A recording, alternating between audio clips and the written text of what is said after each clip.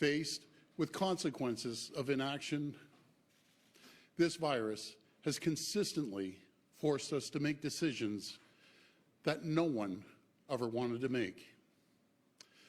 Looking at where we are right now and how far we've come, pushing Omicron back, there's no doubt these were the right decisions. There's no doubt they protected our hospitals from collapse and saved lives. Today, we're on track to very soon remove almost all restrictions for businesses as part of our reopening plan. And we heard from Dr. Moore last week and again yesterday that he is now working on a plan that will allow us to remove the vaccine passport system. My friends, this is great news and a sign of just how far we've come together in this fight. But this progress doesn't change what we've been through, because the truth is, this virus forced us to make unthinkable sacrifices. And I know that this has been extremely, extremely difficult. Watching businesses close, livelihoods lost, freedoms restricted.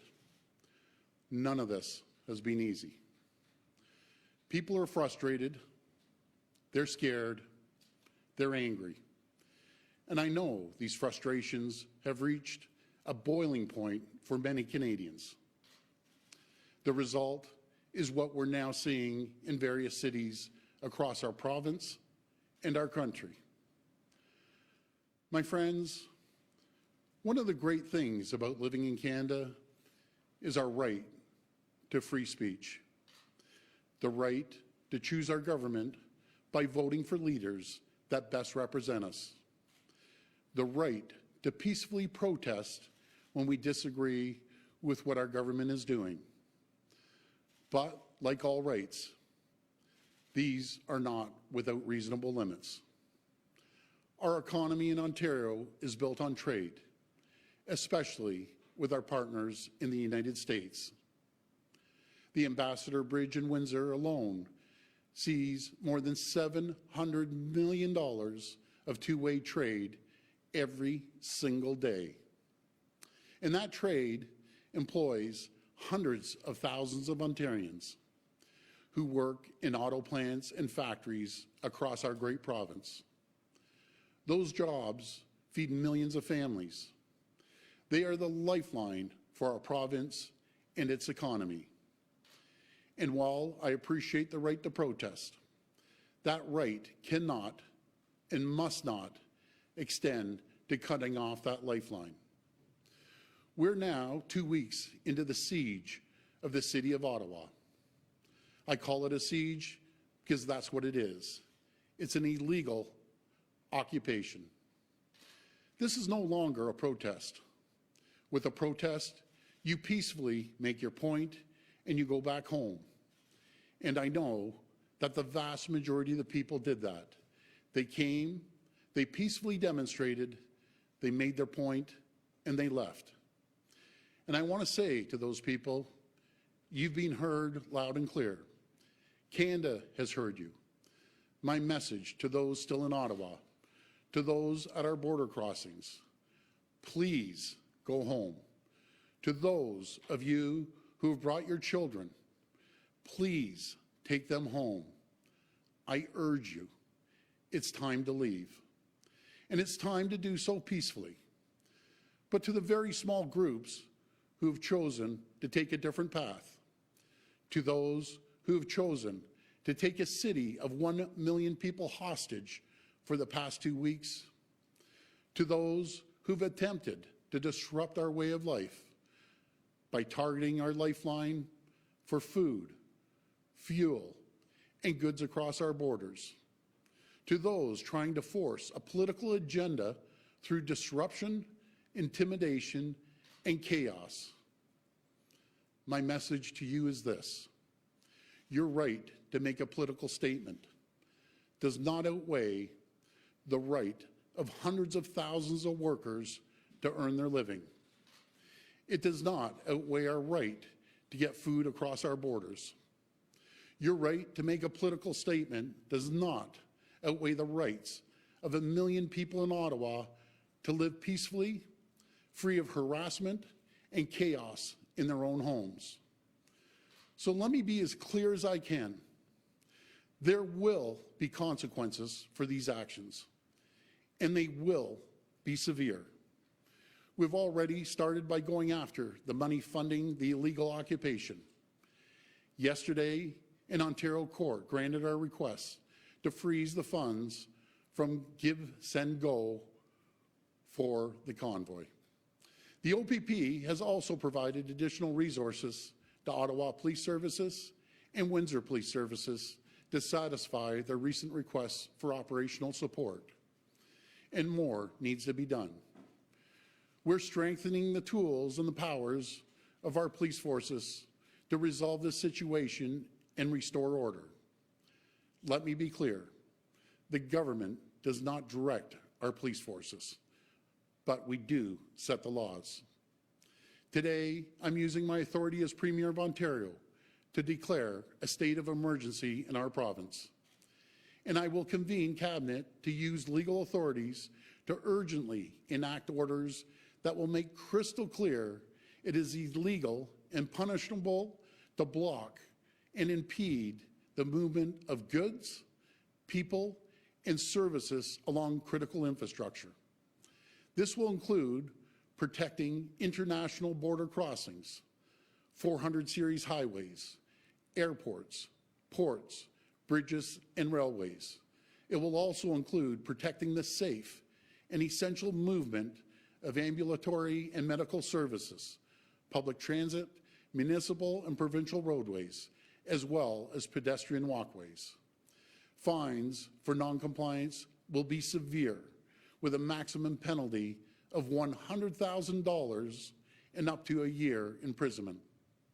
We will also provide additional authority to consider taking away the personal and commercial licenses of anyone who doesn't comply with these orders.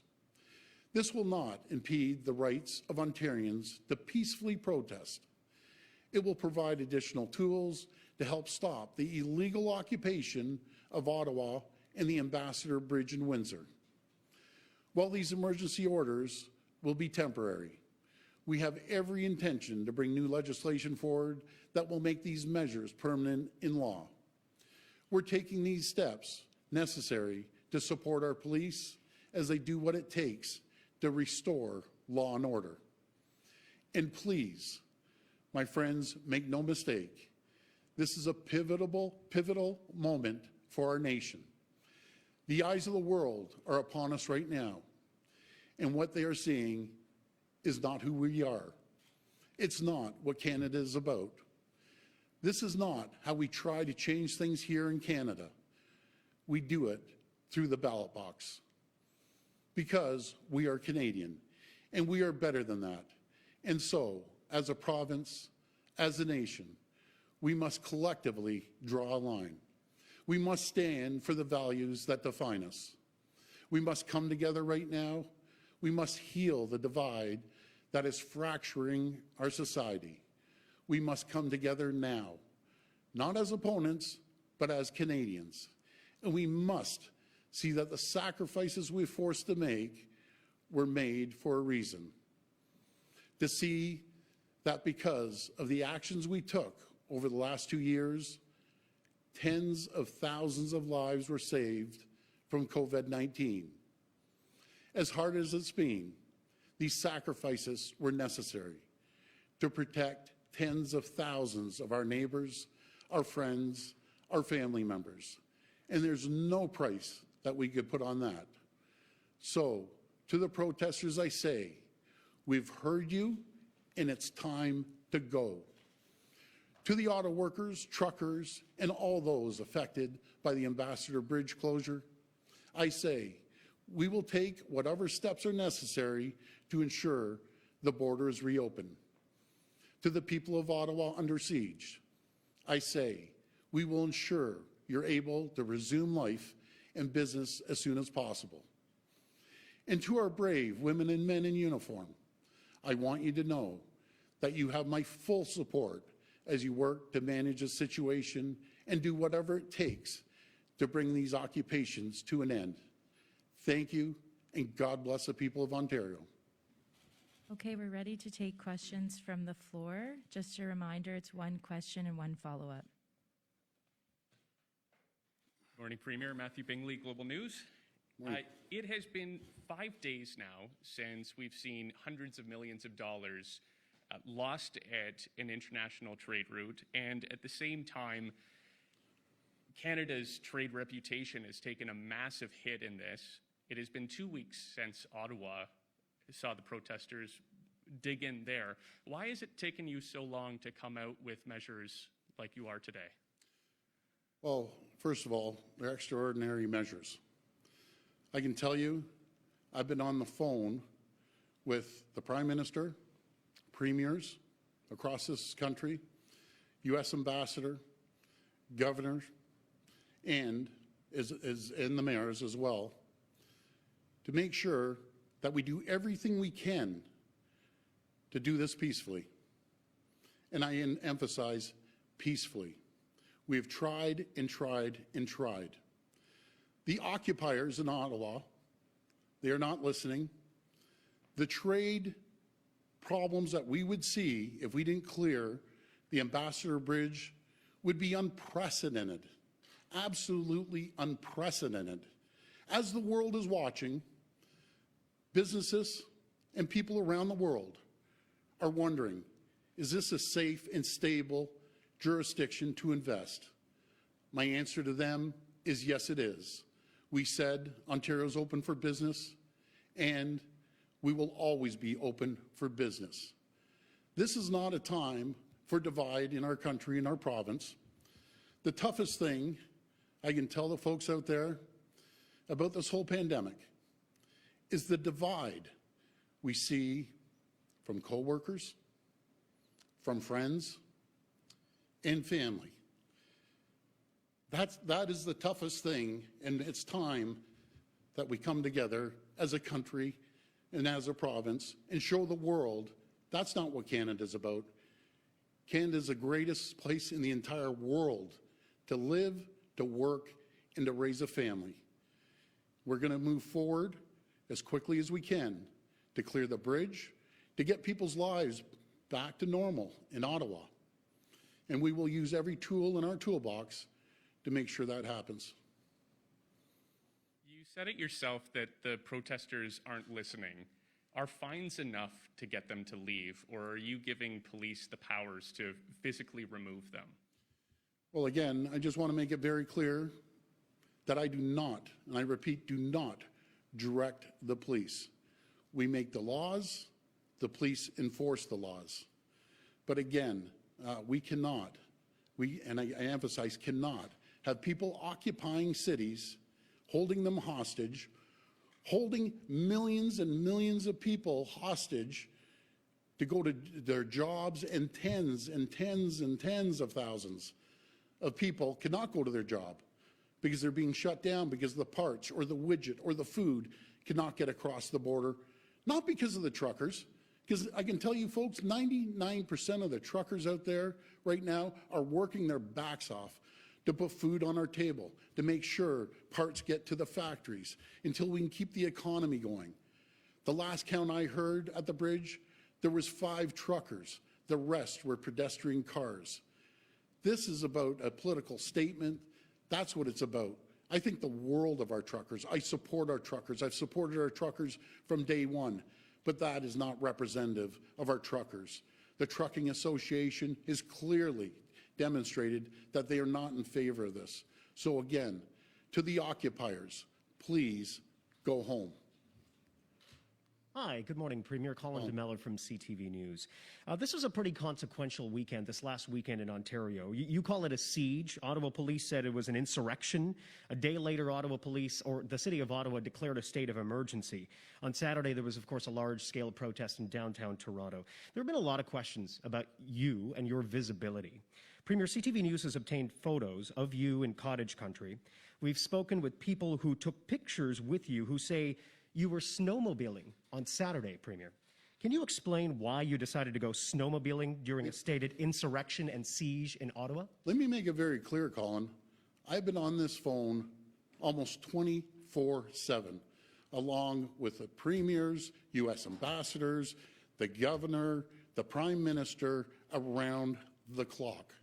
Make no mistake, I have been engaged from the second this has happened, and I'll be continuing being engaged with the authorities that we need to talk to. Fair enough, but you are not dismissing what I'm saying here. I'm asking you, Premier, were you snowmobiling on Saturday in cottage country while Ottawa was under siege, as you say? Let me tell you, Colin, I was at the cottage. I went out on my snowmobile. I take calls till 1 o'clock in the morning. I get calls before 6 o'clock in the morning, and I will not stop until we get this taken care of. And I will continue to make sure we're engaged in every single area of our responsibility. Premier Richard Southern with City News. How you doing, Richard? Good. You mentioned the end of the Vax Pass today. There's a video floating online of you being a bit more specific to that. On that, can you tell us today, sir, when this vaccine certificate program is ending? Well, we're going to take the advice, which I have right from day one from Dr. Moore, and I've always made sure our decisions are based on health and on science. And we put this plan together well before this protest started. And it's been a plan that we've been working on for months. We're waiting for recommendations from Dr. Moore. I think we all heard very clearly last week and this week that Dr. Moore wants to move forward with these measures. And once we take that recommendation, we'll bring it to Cabinet and we'll make the decision. But Premier, there's a video saying, purportedly of you saying, I'm going to pull the Vax Pass. And that's it sounds like you made up your mind, sir. Can you just tell us what that decision is? You know something? It's based on what Dr. Moore said the previous week and what Dr. Moore said yesterday.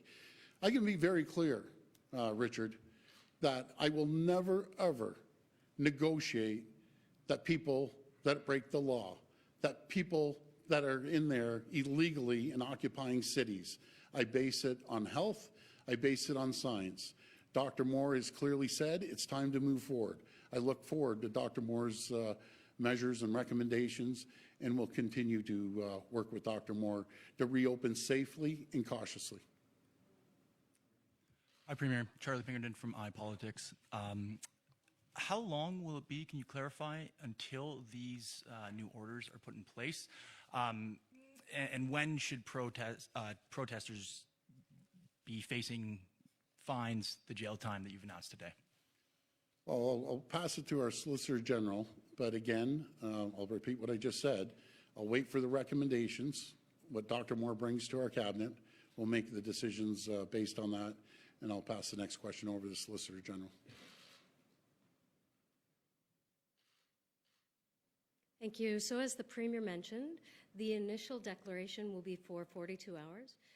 The Cabinet will be meeting tomorrow to go over further amendments, and I think that you will see in the spring legislative session that we're going to start to deal with some of these safety problems that are causing people to be on public highways, on public roads, putting themselves and the community in danger.